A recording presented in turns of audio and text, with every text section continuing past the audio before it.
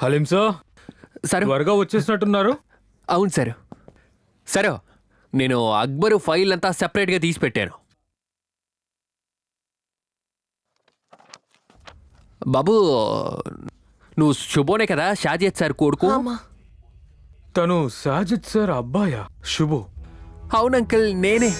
అక్బర్ మా నాన్నని ఇన్సల్ట్ చేసినప్పుడు ఆయన మా ఇంటికొచ్చి బాగా బాధపడ్డారు.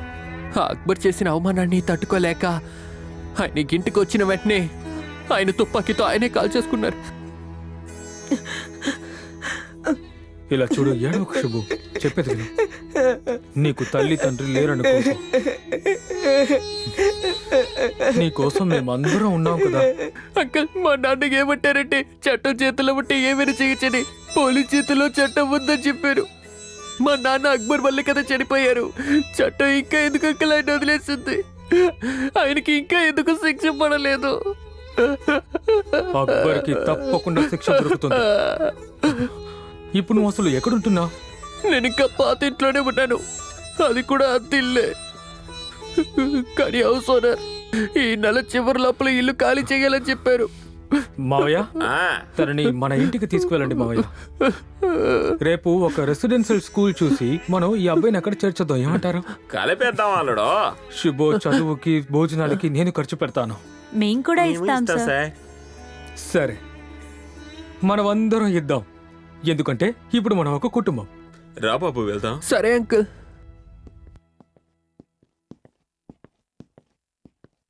సార్,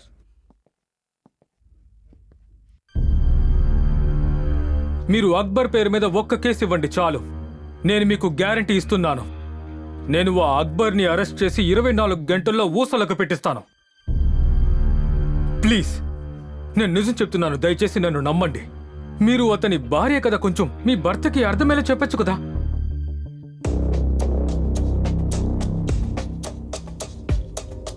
ఇక్కడ చూడండి, బాబు ఆల్రెడీ భయపడి ఉన్నాడు. మీరు దిగులు పడాల్సిన అక్కర్లేదు. కావాలంటే నేను మీకు సెక్యూరిటీని కూడా అరేంజ్ చేస్తాను. సరే సరే, మేము ఆలోచిస్తాం. ఇప్పుడు ఉంటానే. అస్సలం అలైకుం. షిట్! అక్బర్ మీద ఎవరూ కేసు ఇవ్వకపోతే ఏం చేయను? నేను ఎలా కేసు పెట్టగలను?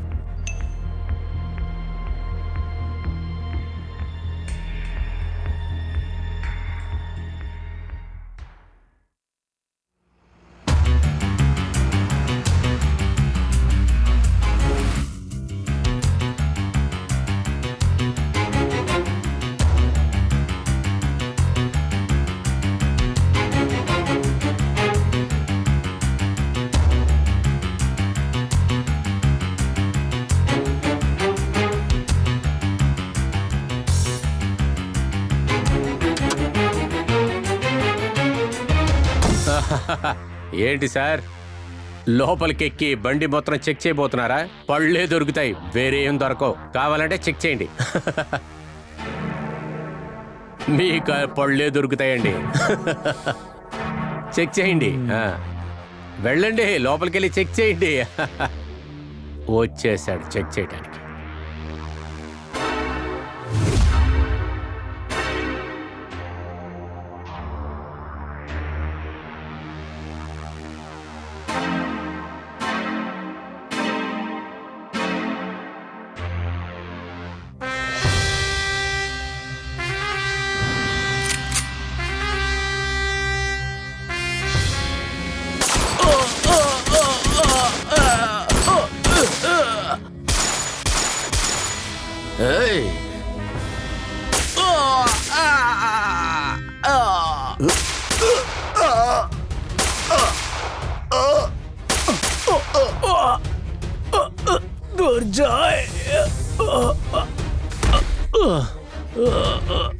నువ్వు డీలర్ ఎవరో చెప్పు.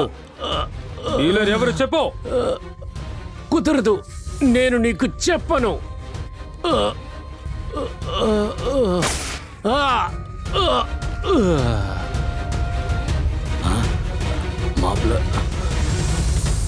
మావయ్య, ఈ బండిని పోలీస్ స్టేషన్ తీసుకెళ్ళండి. పోయిన ఆపరేషన్లో ఎంతమంది చనిపోయారు సార్? బండ్లో ఉన్న వాళ్ళందరూ ప్రాణాలు కోల్పోయారు. గత ఆపరేషన్లో మీరు ఇద్దరిని చంపేశారు. ఈసారి ముగ్గురిని. మీరు ఆయుధ కిడ్నాపర్స్ ని ఎన్కౌంటర్ చేస్తూ ఉంటారా? పోలీస్ బెదిరించడం కోసమే షూట్ చేస్తారు తప్ప ఇది ఎన్కౌంటర్ కాదు. ఇంతకు ముందు మా పోలీస్ డిపార్ట్మెంట్లో ఏమీ తెలియని 3 పోలీస్ ఆఫీసర్స్ చనిపోయారు. దాని గురించి ఎవరన్నా అడిగారా?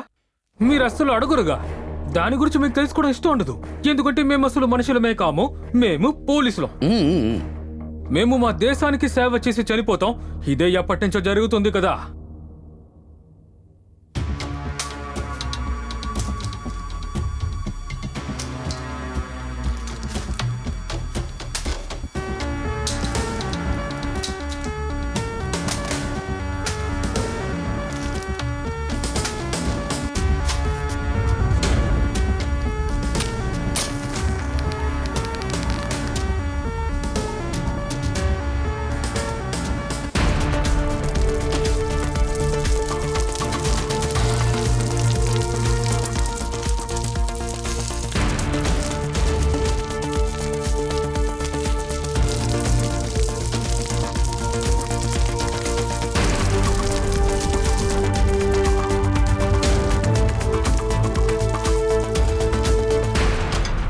నిన్న రాత్రి జరిగినటువంటి ఆ తుపాకీ కాల్పులలో 3 వ్యక్తులు మరణించారు.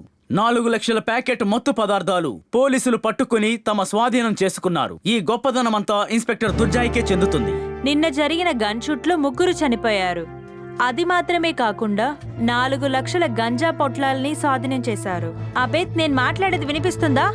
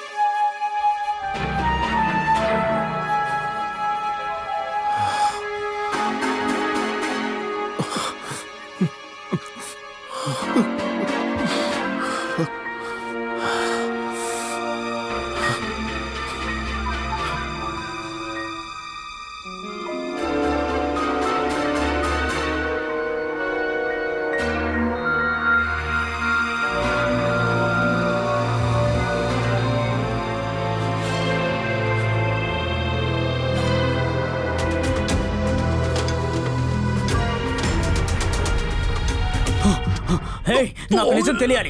నీకు మా ప్లాన్స్ మొత్తం తెలుసు. నువ్వే వెళ్ళి వాడికి చెప్పావా? నిజం చెప్పరా. నువ్వు చేసిన ఈ తప్పు వల్ల మా అన్నయ్య చనిపోయారు. నిజం చెప్పు. నువ్వు గనక ఇప్పుడు చెప్పలేదంటే నిన్ను కాల్చి పారేస్తాను. వాడిని వదిలే. ఆ దుర్జానే మనకి తర్వాత గురి.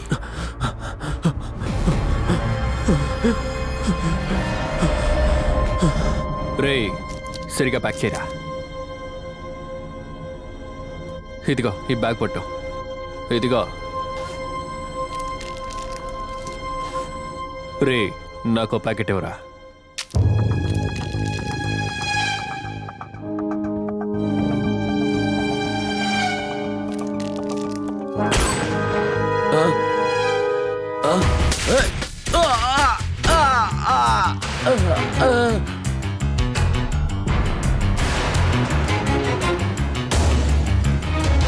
ఏంటది? సడకని అరెస్ట్ చేశారా? రే, అన్నిటినీ దాచిపెట్టండి. త్వరగా త్వరగా. పోలీసులు ఎప్పుడైనా రావచ్చు. Don't move. You are under arrest.